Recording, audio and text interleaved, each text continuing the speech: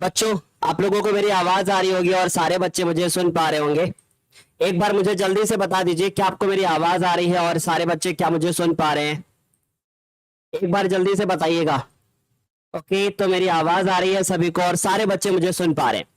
कक्षा 10 जो कि हमारी गणित, इसमें हम लोग आज अपना चैप्टर नंबर 6 में बहुविकल्पी प्रश्न नहीं करने वाले हैं, क्योंकि बहुविकल्पी प्रश्न में बच्चों को मजा आता है। आज हम यहाँ पे करने वाले हैं प्रश्नावली 6.2 का पूरा हल। क्यों? क्योंकि ये ऐसे क्वेश्चन है जो यूट्यूब पर बच्चों को कोई भी नहीं पढ़ाता। ऐसे क्वेश्चन बच्चों को पसंद कम आते हैं, लेकिन ये पेपर में जरूर आते हैं। और जब ये क्वेश्चन पेपर में आते हैं तो बच्चे इनको कर नहीं पाते। बच्चों इन्हें क्यों नहीं कर पाते हो आप? क्योंकि आप इन पर फोकस नहीं करते हो। इसीलिए मैं कह रहा हूं कि ऐसे क्वेश्चन जो मैं आज बताने वाला हूं ये बहुत इंपॉर्टेंट है। आप सभी को ये क्वेश्चन बहुत अच्छे से तैयार कर लेने चाहिए। प्रश्नावली 6.2 हमारी है, आज हम यहाँ पे पूरा सॉल्व करेंगे और एक एक क्वेश्चन आपको बहुत अच्छी तरीके से बताएंगे। अगर आप हमारे चैनल पे नए हैं तो वीडियो को लाइक करके, चैनल को सब्सक्राइब करके अपने दोस्तों को भी बता दीजिएगा कि इस चैनल पर डेली शाम को 7:30 बजे क्लास 11th के मैथ और साइंस का क्लास होता है, 5 बजे हिंदी और इंग्लिश होता है। चलिए बालको, स्टार्ट करें हम लोग आज के सेशन को। चलिए स्टार्ट करते हैं। पहला क्वेश्चन हमारे सामने यहाँ पे लिखा हुआ है। क्या लिखा हुआ है कि हमारे पास ये क्वेश्चन है, लिखा है कि आकृति 6.17 ये हमें आकृति दी गई है और बोला गया है कि इस आकृति में 2 चित्र बना दिए गए हैं, 2 आकृतियां बना दी गई हैं। और फिर आपसे यह बोला गया है कि इन दोनों आकृतियों में जो DE है वो समांतर है BC के, यानी कि जो ये वाली रेखा हमारे पास है, ये रेखा इस रेखा के समांतर है। फिर दिया गया है बच्चे, ये वाली रेखा इस रेखा के समांतर है, यानी दोनों में ये रेखाएं एक दूसरे के समांतर हैं।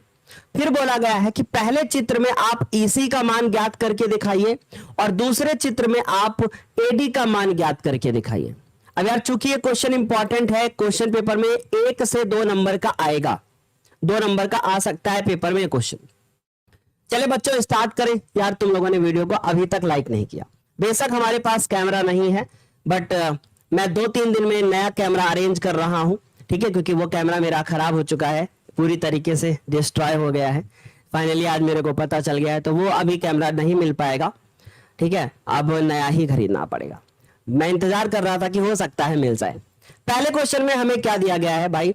हमें दिया गया है कि DE समांतर है BC के, यानी कि ये समांतर का चिन्ह बना दिया, 2 लाइनें और ये समांतर हो। अब एक थेल्स प्रमेय पढ़ी थी आपने, थेल्स चाचा जी की प्रमेय पढ़ी थी और थेल्स प्रमेय में आपने पढ़ा था, थेल्स प्रमेय से अगर आप ध्यान दें तो आपने पढ़ा था कि AD, यानी कि AD जो ये आपके सामने लिखी है, और बटे में DB और बराबर में AE और उसके बाद EC, ये प्रमेय आपने पढ़ रखी है कि अगर कोई भी त्रिभुज की 2 भुजाएं, कोई भी त्रिभुज की 2 भुजाएं एक रेखा से कट रही हो और वो रेखा तीसरी भुजा के समांतर हो, तो फिर वो त्रिभुज की 2 भुजाएं समान अनुपात में विभाजित हो जाती हैं। तो इस हिसाब से AD बराबर हमें दिया गया है 1.5 और DB बराबर दिया गया है हमें 3, AE बराबर हमें दिया गया है 1 और EC बराबर आपको है निकालना। अगर हम इसको कैंची गुणा करें तो हमारे पास आएगा 1 या हम चाहें तो पॉइंट हटा के 0 बढ़ा सकते हैं, और जब हम पॉइंट हटा के 0 बढ़ाएंगे तो 15 1 कम 15 हो जाएगा और 15 दूना 30 हो जाएगा। इस तरीके से हमारे पास आ जाएगा 1/2 बराबर में 1/EC। तो EC बराबर फिर आ जाएगा हमारे पास कितना? 2। इस तरीके से हमारे पास EC का मान हमको पता चल गया। आ गई मेरी बात समझ में सारे बच्चों को? आसान था ना?